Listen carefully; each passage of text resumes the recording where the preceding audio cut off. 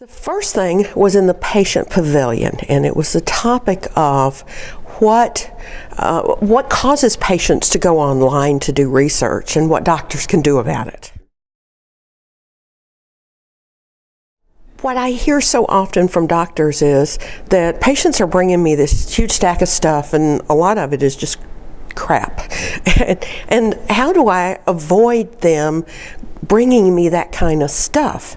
And so what doctors can do is really to embrace patients going online and help them know what are good resources to go to, so that they're choosing resources such as cardiosmart.org from ACC or the afibmatters.org website from the European Heart Rhythm Association and other credible medical society websites, and also to direct patients to credible patient organization websites.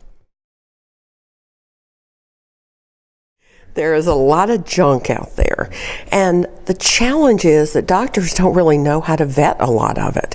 So one of the things that I tell them about is the HON code seal. We have on the lower right-hand corner of our website the red, white, blue, and black HON code seal, and that's from the Health on the Net Foundation, and they have 8 guiding principles for a credible, trustworthy medical website.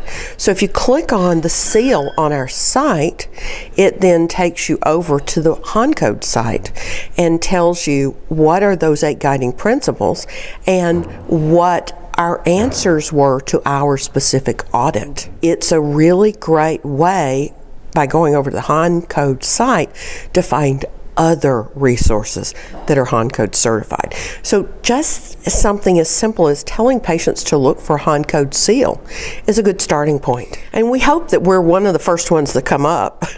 But if we're not, it's important for patients to understand how they can look for sites that are credible.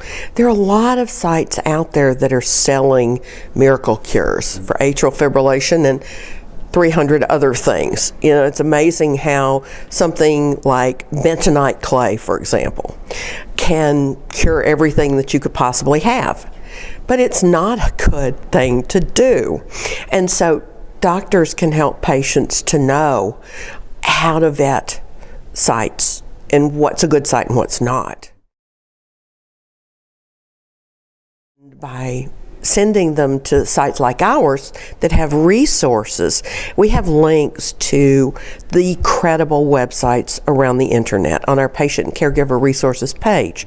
So for example, as you look at the general atrial fibrillation resources, you'll find a lot of the medical society sites. You'll find other credible sites. And that's what we're trying to do to help doctors have a good, quick way to find good resources to send their patients to. What a doctor can do is say, there's no evidence of this, we don't have any research that shows that this is credible. And furthermore, here's some reasons that it probably is not credible. Most of the things that are out there as miracle cures, doctors will know, right off the bat that there's not a shred of evidence for.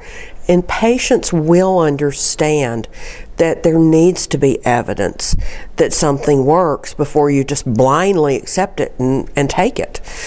Doctors are not going to recommend something that there's not evidence for. And if a doctor's not recommending it, it's probably not a good thing to be doing. Patients are looking for cures. And those who have atrial fibrillation are looking for any kind of solution. Living with this condition is extremely difficult. It's emotionally draining, it's physically exhausting, and it can be financially devastating. And many doctors say, it's just atrial fibrillation, that's benign, just go live with it. Patients can't live with it. Many of them are so miserable that they can't work, they can't eat, they can't sleep, they can't do anything, and they have to find a solution. So they're very easily suckered in by things that say, oh, this will cure your AFib. In 3 days it's gone.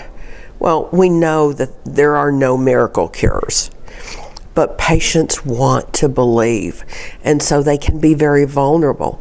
And when they're on beta blockers, if they're like I was, they probably feel like a zombie. Their brain's just not working. And so when they're on beta blockers, they are more vulnerable. And that's something that I think is important for doctors to realize.